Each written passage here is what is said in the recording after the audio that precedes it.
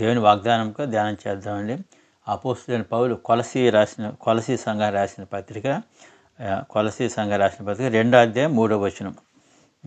నేను చదువుతాను, మీరు గమనించండి. కొలసీలకు రాసిన పత్రిక 2వ అధ్యాయం 3వ వచనం. బుద్ధి జ్ఞానములు సర్వసంపదలు ఆయన అందే గుప్తములై ఉన్నవి. దేవుడు ఈ వాగ్దానము దీవించిన ప్రియదేవుని బిడ్డలారా, ఇది అపోస్తలుడైన పౌలు కొలసీ సంఘానికి ఆయన ఉత్తరాలు రాస్తారు. అన్ని సంఘాలకి 14 ఉత్తరాలు రాశారు, 14 సంఘాలకి. అలాగే కొంతమంది వ్యక్తులు కూడా తీతుకు కూడా ఆయన ఉత్తరాలు రాశారు.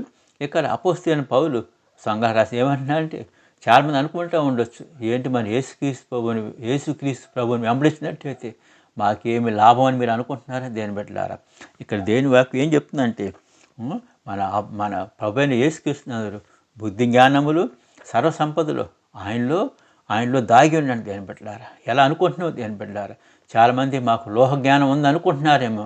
లోక జ్ఞానం వల్ల నువ్వు అన్నిటిని కూడా నువ్వు జయించలేవు. నీ జీవితాల్లో, మీ మంచి మార్గాల్లో మీ జీవితాలు నడవాలంటే, మంచి మార్గాల్లో మీ జీవితాల్లో ఉన్నత స్థానం నిలవాలంటే మీకు దైవికమైన జ్ఞానము కూడా చాలా ఇంపార్టెంట్, చాలా ముఖ్యము. లోక సంబంధమైన జ్ఞానం అన్నిటి మీకు ఉందేమో. ఆ లోక సంబంధమైన జ్ఞానం వల్ల చాలామంది జీవితాలు, ఎన్ని జీవితాలు చెడిపోవట్లేదు. లోక సంబంధమైన జ్ఞానం వల్ల ఒక్కొక్కల భార్యాభర్తల మధ్య సమాధానం లేదు, శాంతి లేదు.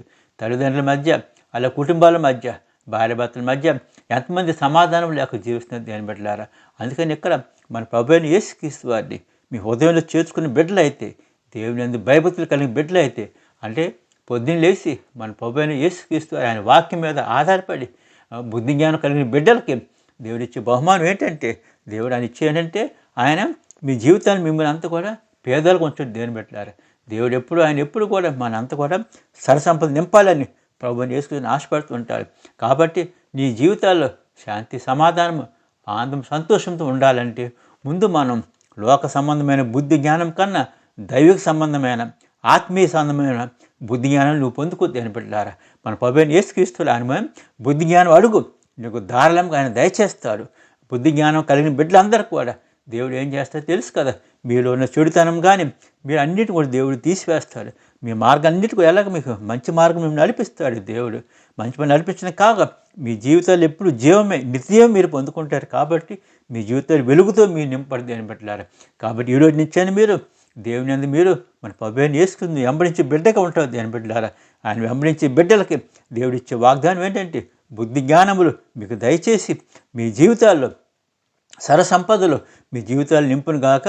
దేవుడు ఈ వాగ్దానం మీ జీవితాలు నెరవేర్చమని నేను ప్రభుపేట మనం చేస్తున్నాను. Amen. God bless you all.